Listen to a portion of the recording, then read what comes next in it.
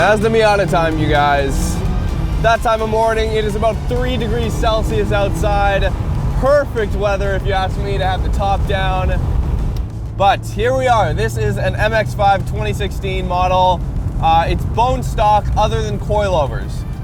Desperately needed coilovers from the factory. Not in the sense that the ride quality is not good or anything like that, just in the sense that the Miata is a sports car. And when you look at a stock MX-5 like this, the ride height, it looks like a tractor. Like, it's so high off the ground. So coilovers definitely go a long way in making this look the way it should from the factory. And Leo, the owner of this car, has plans to, do an exhaust, maybe get an ECU, do a quick tune. And that's about it, because what do you need out of a Miata? You need your top down, you need a 4-cylinder up front, and you need just good inputs all around. You need good shifting feel, steering, and everything like that. So let's go for a drive quick here in the Miata and see how it drives. We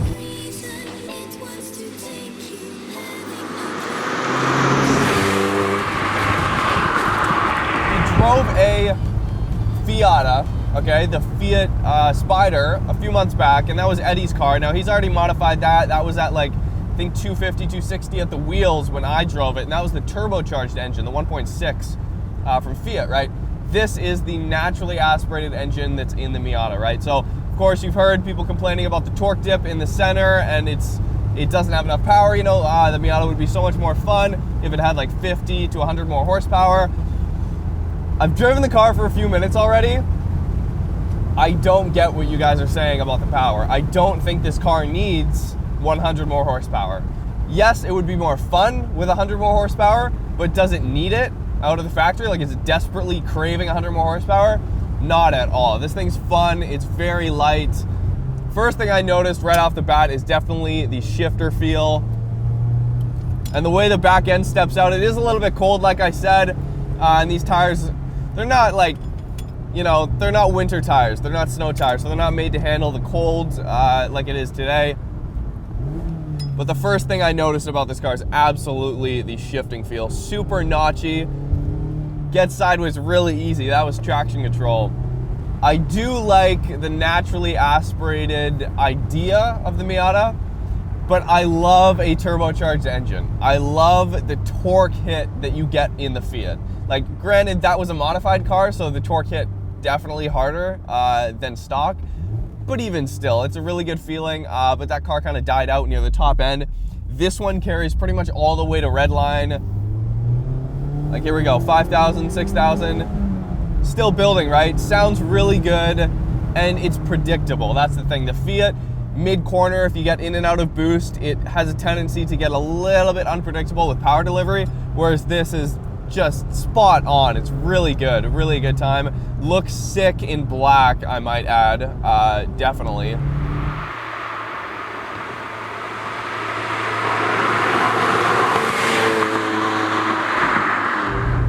Also, you guys, if you haven't already, I would definitely suggest you head on over to roadsuntraveled.com/shop. We've got a bunch of new merch items there, including our new carbon fiber RX-7 keychains, custom CNC machined carbon fiber keychains here, as well as engine code jet tags, all right? So if you see your engine code, go rep your engine, all right? More coming constantly. We've got right now RB26, 2JZ, SR20, 3S GTE, 4G63, and an S50 B32 for the M3 guys. So definitely go check out the shop, help support the show, and get yourself some cool stuff while you're at it. Interior of the car. I mean, it's pretty much the same as the Fiat. Really nice. Mazda makes really high quality stuff. Now, it's definitely not German. It's definitely not Mercedes or BMW. Well, Mercedes. But it's quality in here. It looks great. It feels great. Everything you touch is good. The colors are awesome. And that's honestly, it's a really well-rounded car, okay? I think that's the main thing. When you feel the steering, when you feel the engine and everything, sure, it could have 100 more horsepower, then it would cost more. And the whole point of the Miata is a cheap sports car that every person can just jump in relatively, affordably and just have a good time, right? And take it on a road trip or whatever. Right now, we've got the heated seats on, super warm, and it's like just above freezing right now outside. And you've even got speakers in the headrests. The color of the exterior comes into the interior, which is really cool. Honestly, just a really fun driving experience. Now, is it the most practical thing in the world? No, but this is the owner's only car, and he's had it as his only car for the last 1.5 years.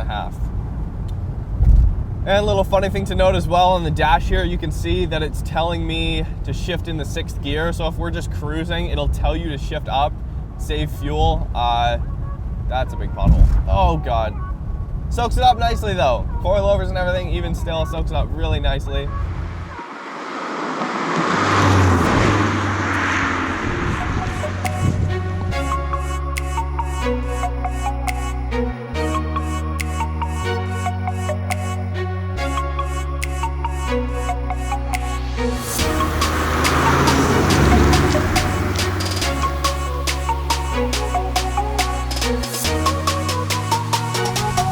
Honestly, you guys, it's not that slow. It's not that slow. If you've heard automotive journalists on YouTube and everything tell you not to buy a Miata because it is way underpowered and it's not even worth it, they're absolutely 100% wrong.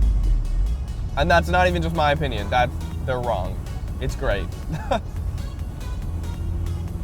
3rd gear, 3,000 RPM. Got like a decent amount of torque and it keeps pulling, you know? There's 110, just like that.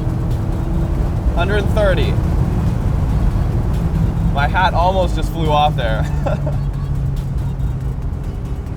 It's not like powerful, but it's totally adequate. It's awesome, honestly. For what you're paying for this car, you can't get much better.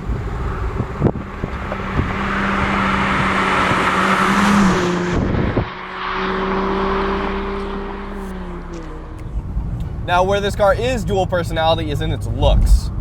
The Miata looks great. There's no denying it. Look at the front end of this car. Awesome. Mazda did a great job. The rear end doesn't match up, okay? It kind of like narrows in. So you have this already small car, and then when you look at it from the back, it kind of, I don't know, it's lacking something. Like it goes thinner and it doesn't look as aggressive at all. It looks super happy at the back, and it looks super angry from the front. So you're like, well, what's going on here? Like, is this thing gonna kill me? Or like, are we gonna like drive through a field of sunshine and lollipops, you know? You never really know, but the back end could use some work, maybe good exhaust tip or like not like a big wing, but I don't know, something like that. But definitely growing on me. The car looks great. Not so much with the top up, but you can always get the hard top version if you want. So if you don't want the soft top, but then again, this soft top here is the easiest thing to do, put up and down, and it's super quick, so.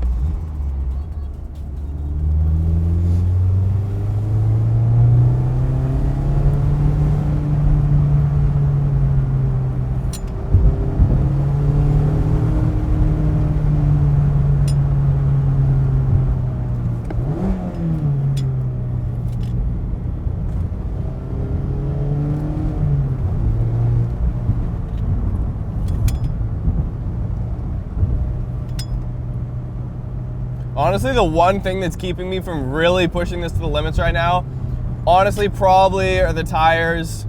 Suspension does give a little bit side to side too, which adds to the fun because then you can really feel when the back end starts to step out, but at the same time, it just doesn't have the, you know, weight transfer, really hard weight transfer capabilities that like make you confident in taking switchback kind of back and forth corners like that really quickly, right? So you know the back end's gonna stay planted and you can just dive through corners. That being said, it kind of makes it more fun that it's a little bit more kind of playful, I guess. It just kind of like leans back and forth. It's like, I don't really care, do whatever you want to me.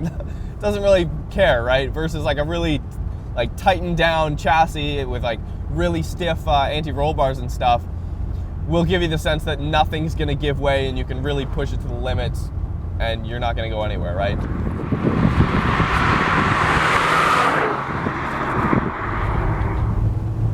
Inputs are really good. I'm like not a big guy by any means, and this is still a small car. It's a very small car. Definitely for inputs and everything, to get your hands in the right position. It's like, so you can kind of see it, feel it, like move around a little bit, kind of like uneasy in the middle of the corner. Not necessarily a bad thing, but you know, it keeps you awake, keeps you aware, which is good. Anyways, you guys, hopefully you enjoyed the MX-5. I know you guys, some of you guys are probably diehard Miata fans. Like I said, some of the most fun I've ever had in a car was in my friend Kevin's ND Miata, cruising down a back road. So much fun. Thank you guys for watching. Check out our podcast every Wednesday on iTunes. We are going to be doing Christmas special as we do every year. And we might do a video podcast for that one. Might throw it up on YouTube. So we'll see you soon with that. As well, we'll be in LA come January and February filming a bunch of cars. So if you are in the LA area or even like San Diego or something, and you want to film and you want to like meet up with us, hang out, go to car meets or whatever, we're down there for a month or more. So hit us up, DMs or whatever. See you guys next time.